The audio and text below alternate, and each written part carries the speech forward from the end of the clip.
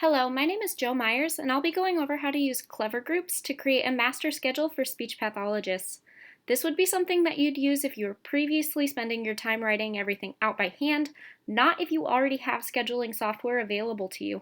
This is one of those in-between workarounds. I wouldn't really recommend this if you have the option of paying for scheduling software. Another thing to note is that this is created for a general weekly schedule. If you have students that don't meet every week, you'll add them to your calendar later from times that you'll designate as extra during this process. To start, you're going to click File over here on this Google form, and then you're going to make a copy. You'll make sure that when you go over to responses, you click the little green Sheets icon on the right side so that all of the responses are organized into a Google Sheet for you to look at. You'll email every teacher this form. I have an example email that'll be in the instructions. If they have students in their class that receive speech services, they'll enter the students' names here. I have a business agreement signed with Google, which means that they're covered by HIPAA for my account. I can make a separate video about how to get that form signed with Google if you're using a personal account or if your district hasn't signed one of those yet. So, because this form is signed for this account, teachers can enter their students' full names here. They'll enter the times that they absolutely can't receive services down here, like lunch times or times that they're already pulled for services, and their preferences will go in their second box down here. You're going to be organizing available times by teacher, not by student, if you choose to follow these instructions exactly. This is just because this process works for me. I've limited their preferences to 2 for time because it can get kind of tedious entering a bunch of preferences. If you have a really strict schedule, I just completely delete this section. I make sure that teachers know that I can't guarantee preferred times, only that I'll try. The part that's important for this Google form is that all of your teachers fill it out and no students from your current caseload are missing from this list. All right, we're going to head back over here. Using the responses from that Google form, you're going to enter group information first. So you'll have individual students' initials, or name if you have multiple students with the same initials, their teacher's name, and that teacher's preferences. They'll all go into one line, just like so. If you have no groups, or quite a few, just enter them all here. Next, we're going to go ahead and put in preferred times for students that meet multiple times a week. I like to make sure that groups that meet multiple times in the same week meet at the same time each day. So I just schedule these out ahead of time. These will not get entered into the software. We will be using Clever Groups to schedule around those that already have times. Then enter all of your groups and all of the individuals into the student list. You are not entering the students who meet multiple times each week. They already have times. Again, you're just using this to schedule around them. Enter in the initials, the teacher name, times that are preferred, and times that won't work. So you're going to look at your total here. We're at 13. For times, we're going to note that these are scheduled with even hour-long sessions. If more of your students meet with you for 30 minutes at a time, you'll need to change these entries to 30 minutes. You'll also need to make sure that your caseload supports the times that you have here. For example, in a 40-hour work week, it's impossible to meet with 37 students for an hour at a time. So you'll need to be realistic with what the time frames are going to look like. I'll go through a few examples to help you make sense of this. So let's just say that I've decided on even hours. Let's say that my total number of student groups that need scheduling is this 13 number here. That's why it was important to keep track of that. You're going to take out times from this list so that your total number of times available match your total number of students. Instead of deleting the ones that you're not using, you're going to separate them out down here, so that you have a list of times that are still available if a teacher needs to change after the list has already gone out, or if you have extra students to add onto your caseload, or if you have students that don't meet every week with you.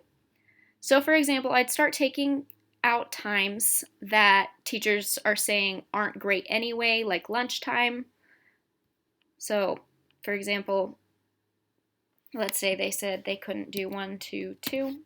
And if a bunch of them were saying that they couldn't do 1 to 2, I'd just go ahead and take those 1 to 2 times out down here.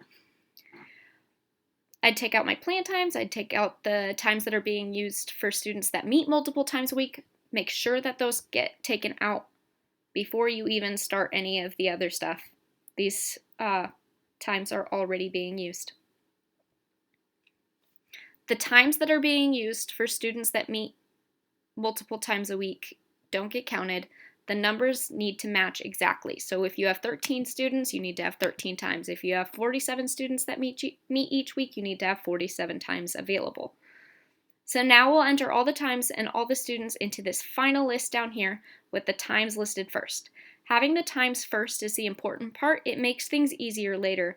Again, if you had 30 students, you need to have 30 times, and your total here should be 60. Tabbing over to Clever Groups, I'll be working in the Try It section. When you make a real schedule, go ahead and click Register so that you don't have to waste your time redoing this information later if times need to change after the initial schedule goes out. Just make sure that you're not entering anything other than initials and teacher name because this software is not HIPAA compliant. You're going to click Add Students and enter all of the times and all of the students from this final list with no spaces. So let's just choose 5 random times and 5 random student groups. So student groups.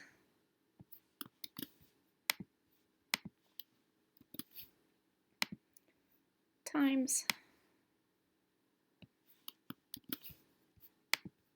Remember, those times go first.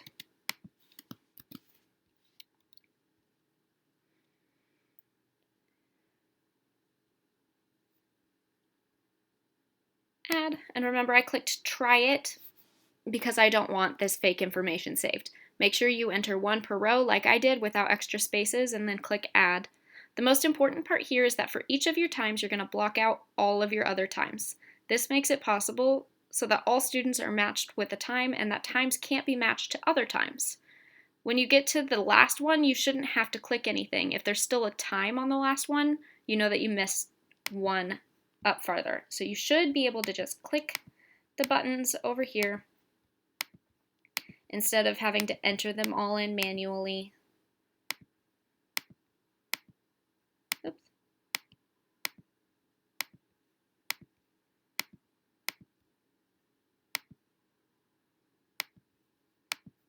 And I shouldn't have to enter anything. If you accidentally add one more, you can just click that little minus button because we don't want the groups to be blocked from the times, at least not yet.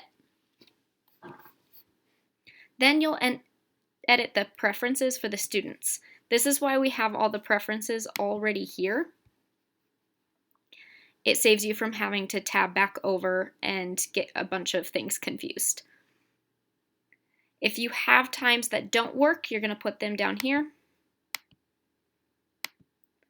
And if you have preferences, you're going to put them up here.